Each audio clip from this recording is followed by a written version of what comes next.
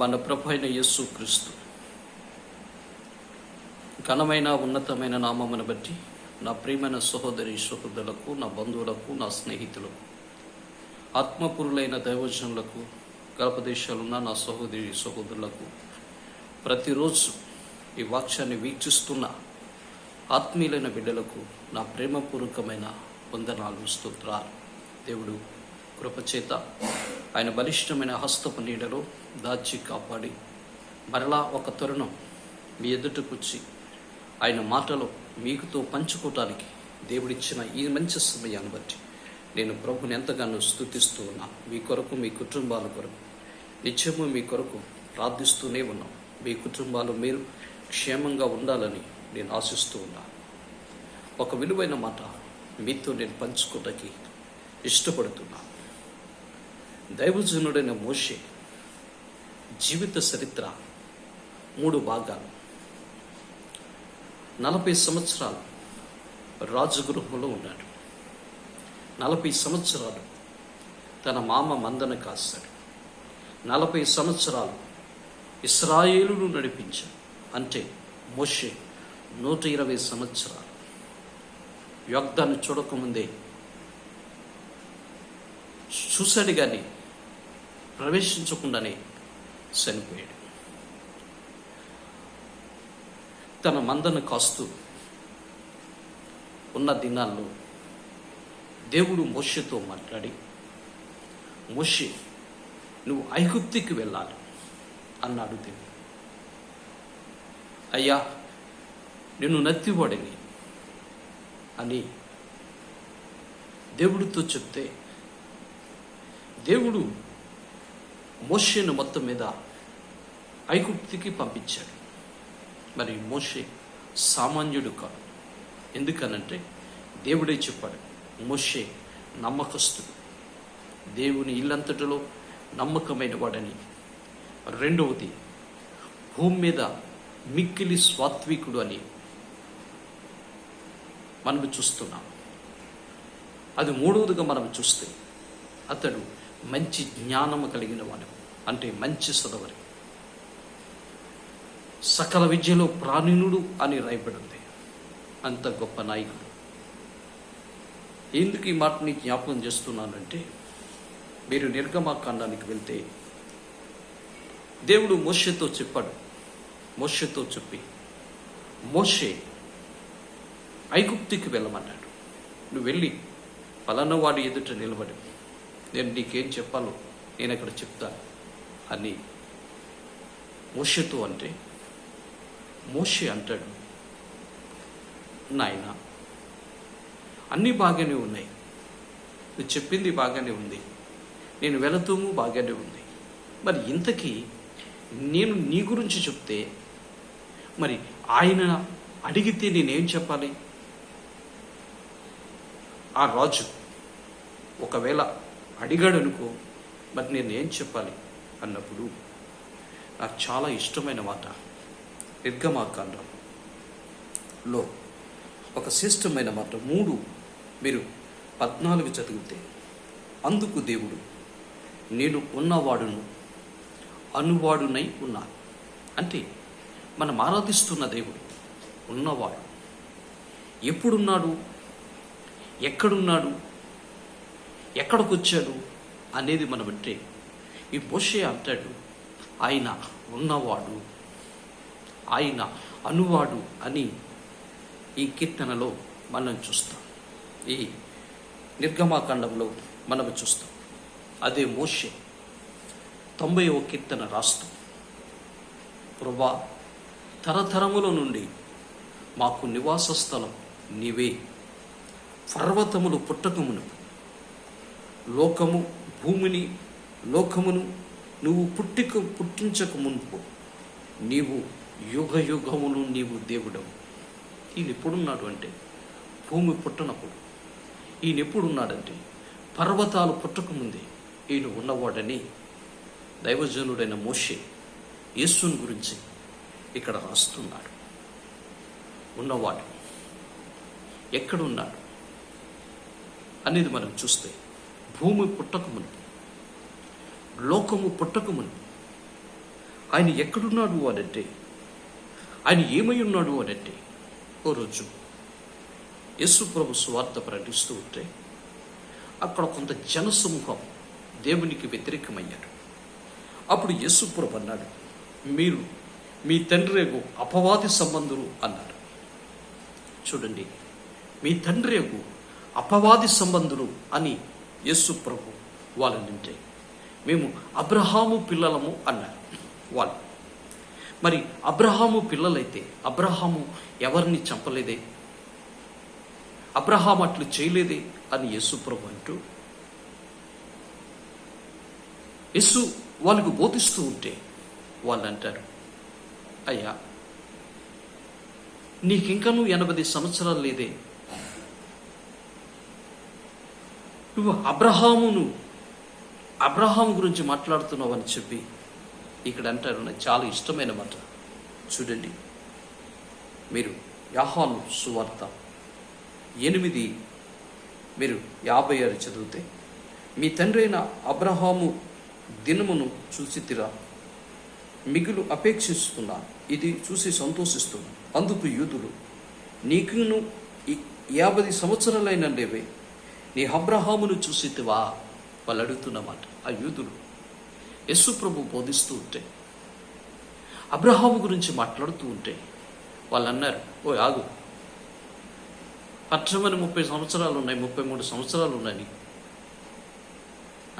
అబ్రహామును చూసావా అని, నీకు ఇంకా 50 సంవత్సరాలు కూడా రాలేదే అని వాళ్ళు అంటూ ఉంటే, నా ప్రభు అంటున్న మాట ఏంటంటే చాలా విలువైన మాట. యేసు 8:58 యోహాను సువార్త, యేసు అబ్రహాము పుట్టక ముందే నేనున్నా. ఆమేన్. యేసు ప్రభు ఎప్పుడున్నాడు అంటే అబ్రహాం పుట్టక మునిపి. మోషే అంటాడు, నువ్వు ఎప్పుడున్నావా అంటే పర్వతాలు పుట్టక మునిపి, నువ్వు ఎప్పుడున్నావా అంటే భూమి లోకము పుట్టక మునిపి. ఆలోచించమని మనోచిస్తున్నా. నా ప్రభుని యేసు, వాక్యమై ఉన్న యేసు, వెలుగై ఉన్న యేసు. అందుకే అంత గొప్ప నాయకుడు మోషే ఇశ్రాయేలును నడిపించుటలో జ్ఞానము కలిగిన వాడు. అటువంటి వ్యక్తి ఒకరోజు ఎందుకు యేసును చూడాలి అని ఆశ కలిగి, మీరు గమనించండి, యేసును చూడాలి, ఎన్ని గొప్ప కార్యాలు దేవుడు నా చేత చేపిస్తున్నాడే, యేసు ప్రభుని ఎందుకో చూడాలి అనే ఆశ అబ్రహాముకి మోషేకు కలిగినప్పుడు మోషేతో దేవుడు అంటాడు చాలా విలువైన మాట. గమనించమని మనం చూస్తాం. అంతటి వాడికి అనుమానం వచ్చింది, అసలు ఈయన ఎలా ఉంటాడు. గమనించమని మనం చూస్తున్నాం. నా ప్రభుని యేసు. అందుకే మీరు ఒక మాటని మీరు చూస్తే నిర్గమాకాండము మనం వెళ్ళగలిగితే ఒక విలువైన మాట ఆయన రాస్తాడు. నిర్గమాకాండం 3:8 కాబట్టి ఐగుప్తుల చేతుల నుండి వారిని విడిపించుటకును, ఆ దేశములో నుండి విశాలమైన మంచి దేశమునకు, చూడండి, పాలుతేలు ప్రవశించు దేశమునకు వారు నడిపించుటకు నేను దిగి వచ్చాను. యేసు ప్రభు మోషేతో అంటున్నారు. మోషే ఈ లేఖనం రాస్తూ ఆయన ఎందుకు దిగి వచ్చాడు అని అంటే ఐగుప్తుల చేతిలో నుండి విడిపించాలి. ఐగుప్తు చేతిలో బానిసలుగా ఉన్నారు. ఐగుప్తు చేతిలో వీళ్ళు మగ్గిపోతున్నారు. ఆ చేతిలో నుంచి, ఆ బానిసత్వంలో నుంచి విడుదల చేసి వీళ్ళను మంచి దేశమైన ఆ కానాను, పాలుతేలు ప్రవచించు దేశానికి తీసుకుని వెళ్ళాలి. అది దేవుని ఆశ. దేవుడు ఈ లోకానికి వచ్చింది ఎందుకనంటే ఆయన మనలను విడిపించి, ఏ కాడి కింద మనం ఉన్నామో, ఏ కాడి కింద చిక్కుకున్నామో, ఆ కాడిలో నుంచి ఆ పలుపులు తెంపి మనలను స్వతంత్రులుగా చేసి, ఆ బానిసత్వంలో నుంచి విడుదల చేసి, ఆయనని మనకివ్వబోతున్న ఆ ఆ ప్రదేశం, మనకి ఇవ్వబోతున్న ఆ నూతనమైన పట్టణం, మనకి ఇవ్వబోతున్న ఆ నూతనమైన యెరూషలేము మనం ఇవ్వటానికి దేవుడు దిగువచ్చాడు అని ఈ లేఖనాల్లో మనం చూస్తాం. నా ప్రియమైన సోదరి సహోదరుడా, నా ప్రభు దిగువచ్చింది ఎందుకు అంటే ఆయన శరీరుడుగా ఈ లోకానికి రావాల్సి వచ్చింది. ఎందుకని అంటే ఆయన వలె మనం ఉండాలని, తన పోలికలు చూడండి, తన స్వరూపమందు తన పోలిక చెప్పున దేవుడు మనలను నిర్మించుకున్నాడు. యేసు ప్రభు వస్తూ పోతూ ఉండేవాడు.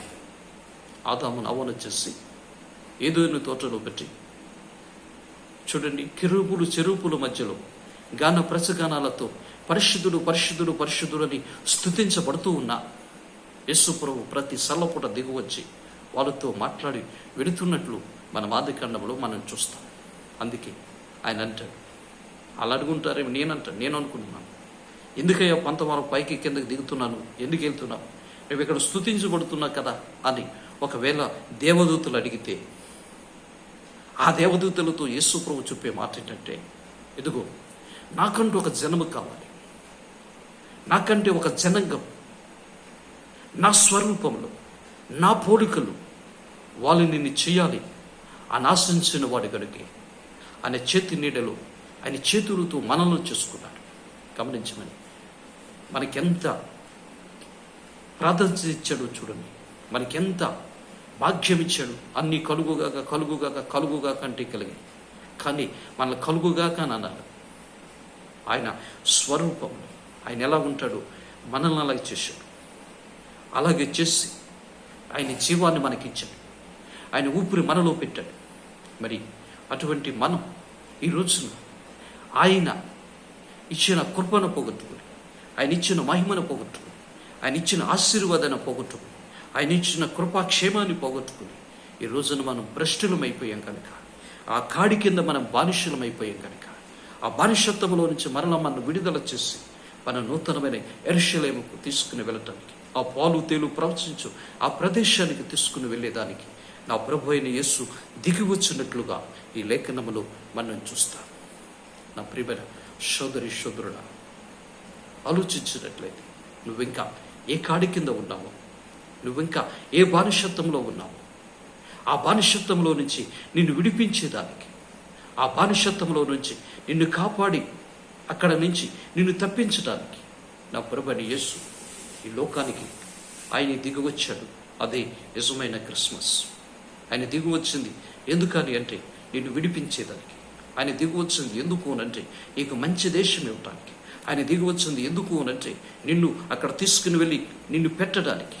గమనించమని ఆలోచిస్తున్నాను. ఆ రాజ్యంలో ఆకలి ఉండదు, ఆ రాజ్యంలో దప్పికుండదు, ఆ రాజ్యంలో సూర్యుడు ఉండడు, ఆ రాజ్యంలో వడగాండ్లు ఉండవు, ఆ రాజ్యంలో గుర్రపిల్ల మాత్రమే ఉంటుంది. ఆ గుర్రపిల్లే నేను ప్రకటిస్తున్న యేసు. దానిలో చూడండి, సూర్యుడైనను చంద్రుడైన ఉండడు, దానిలో నిత్యము ప్రకాశించేదానికి నా ప్రభువు మాత్రమే అక్కడ ఉంటాడు. అక్కడ ఆయనతో నువ్వు నివాసం చేయాలనుకుంటే, అక్కడ ఆయనతో నువ్వు ఉండాలి, ఆ 1000 ఏండ్ల పరిపాలనలో నువ్వు ఉండాలంటే ఇక్కడ నువ్వు ఆ బానిసత్వంలో నుంచి విడుదల పొందాలి.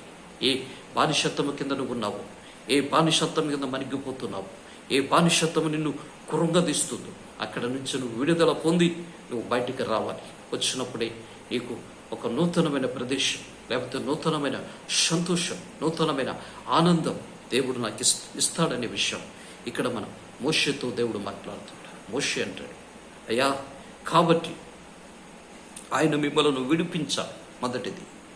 రెండవది నడిపిస్తాడు.